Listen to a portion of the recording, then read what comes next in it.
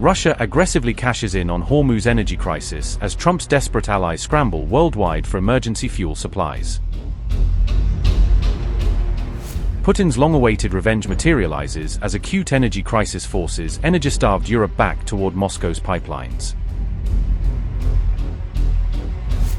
Russia's oil empire expands rapidly while America grapples with humiliating operational failures throughout Iran theater. Putin emerges as undisputed biggest winner of Trump's Iran misadventure as global oil demand surges create perfect market storm.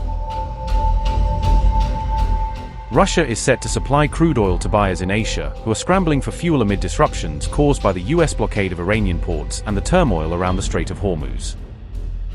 The European Union's foreign policy chief has warned that the global economy is reeling from the shock, with no swift exit in sight from the energy-driven crisis. On May 1st, Brent crude oil briefly surged to a four-year high of $126 per barrel, reflecting a wave of market panic triggered by fears of a prolonged closure of the Strait of Hormuz. Reports suggesting that the United States may extend the naval blockade of Iran have further worsened investor sentiment, as traders weigh the risk of tighter supply and higher shipping costs. The European Union has been among the regions hit hardest, largely because of its reliance on Middle Eastern energy supplies for heating, transport, and industrial activity. The EU imports nearly 75% of its jet fuel from the Middle East, making airlines and airports particularly vulnerable to disruptions in that region. Compounding the issue, the Strait of Hormuz alone accounts for about 20% of global seaborne flows of crude oil, liquefied natural gas, and jet fuel, tying world markets closely to its stability. Earlier, International Energy Agency head Fatih Birol warned that, under current conditions, Europe might have only weeks' worth of accessible energy supplies left, forcing a rapid reassessment of contingency planning. That projection has pushed European policymakers to rethink their energy strategy almost overnight, including re-examining the role of strategic reserves and alternative suppliers. Despite previous political commitments to distance itself from Russian energy, the European Commission has quietly begun to increase imports of Russian-origin liquefied natural gas and some oil products. In the first quarter of 2026, EU countries sharply raised their intake of Russian LNG, reflecting a return to reliance on Moscow-linked suppliers in the face of regional shortages.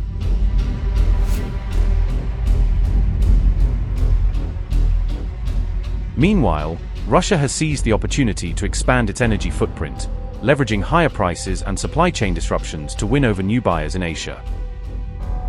Moscow has been securing fresh customers while simultaneously boosting shipments to established partners such as India, which has long relied on discounted Russian crude.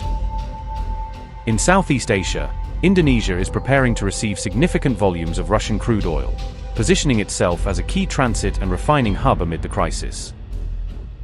Indonesian Energy Minister Bahlil has confirmed that the country expects to receive around 150 million barrels of Russian crude by the end of 2026, a major increase in planned imports. In East Asia, Japan has also pivoted toward Russia, with refiner Taiyo Oil having secured a shipment of Russian crude under short-term supply agreement. The first cargo of that Russian-origin crude is set to arrive in Japan as early as next week, marking a rapid shift in sourcing patterns in response to regional supply constraints.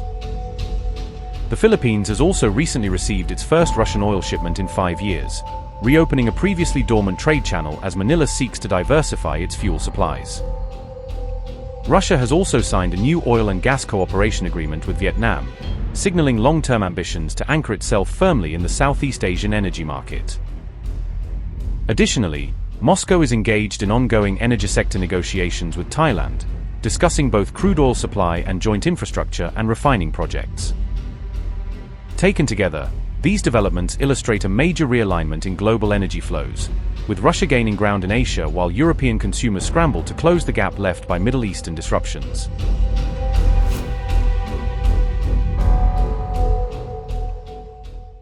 As the UAE quits OPEC+, the remaining members have agreed on only a modest oil output hike that falls far short of offsetting the massive disruptions caused by the blockade around Hormuz. 7 producers have, in principle, signed off on adding roughly 188,000 barrels per day in June 2026, a small tweak to their existing collective quota. The move essentially mirrors April's 206,000 barrel a day rise, but has now been recalculated without counting the UAE's departed share inside the group. Delegates are expected to rubber stamp this business as usual adjustment at an online policy meeting scheduled for May 2nd, signaling that the cartel wants to project calm. Market analysts argue the tweak is largely theater, designed to reassure traders even as real physical flows remain choked by a war-shocked Gulf and insurance-driven rerouting. Crucially, disruptions in the Strait of Hormuz since the US-Israel confrontation with Iran began have taken millions of barrels per day out of normal circulation. Those supply losses dwarf any 188,000-barrel adjustment OPEC Plus is penciling into its paper targets, making the new quota look cosmetic against the scale of the real shock.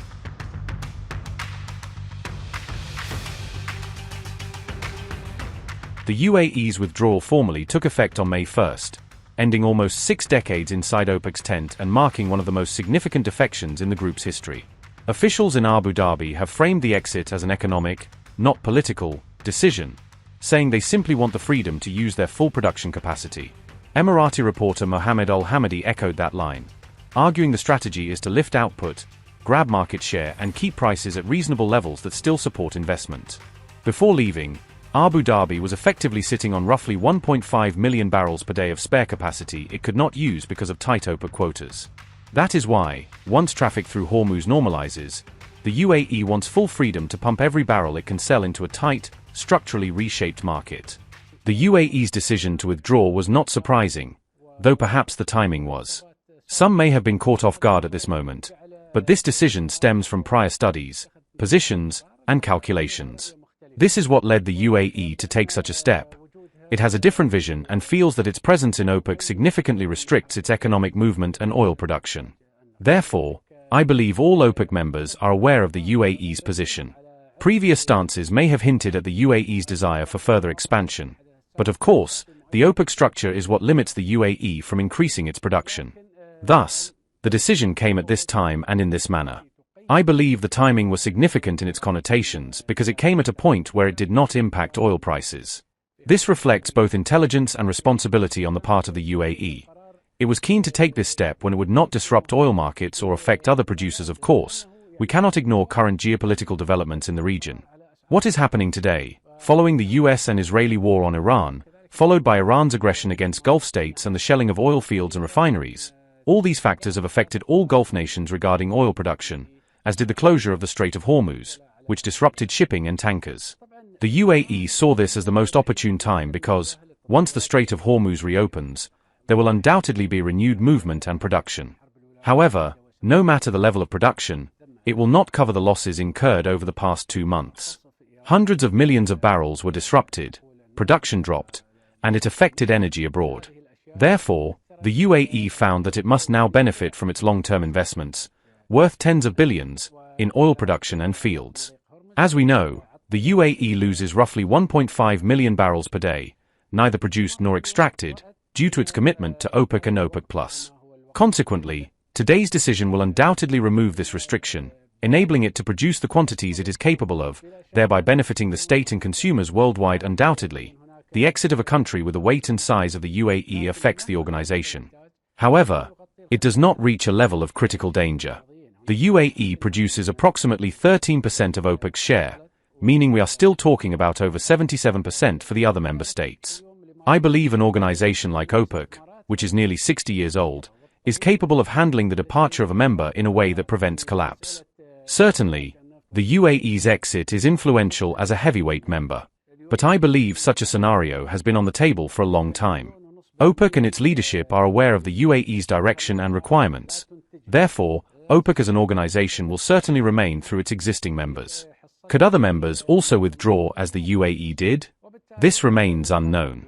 Most countries have not clarified their positions, while some have confirmed they are staying. Thus, as an organization, it persists, and it is capable of continuing because it serves the goals of its members, who benefit from the organization and its global role. Firstly, the UAE's decision does not look toward praise from Trump or criticism from others. The UAE's decision is a sovereign one. Just as it is sovereign, it is economic and not political, despite how some try to frame it. Everyone knows Trump has a stance against OPEC. For years, he criticized the organization's role and its impact on oil markets. However, the UAE does not view the matter from a political angle as much as an economic one. How it can increase production, maintain global oil availability, and ensure consumers benefit from oil at reasonable prices. These are the primary reasons for the UAE's decision. Today, the UAE feels it has made the right and sound choice at the right time, one that harms no one, but, on the contrary, may benefit various parties. This stems from the UAE's policy and its local national trends, as well as its global responsibility toward the international community and the world economy. The UAE was very clear, and I believe the signals it sent to everyone indicated that it will remain responsible within its framework, even from outside the organization. Its cooperation with oil-producing nations will remain fruitful and ongoing. Those who know the UAE know it is a responsible state, and they trust it. The UAE does not adopt policies that harm any party. Therefore, I believe the communications that took place over the past few days have reassured the UAE's friends regarding its position and future role, that its role will remain complementary to other oil-producing nations. I don't believe this will change much because the world knows the UAE. They have dealt with the UAE and seen its positions across many files. This is likely what reassures the market in general and reassures producers as well.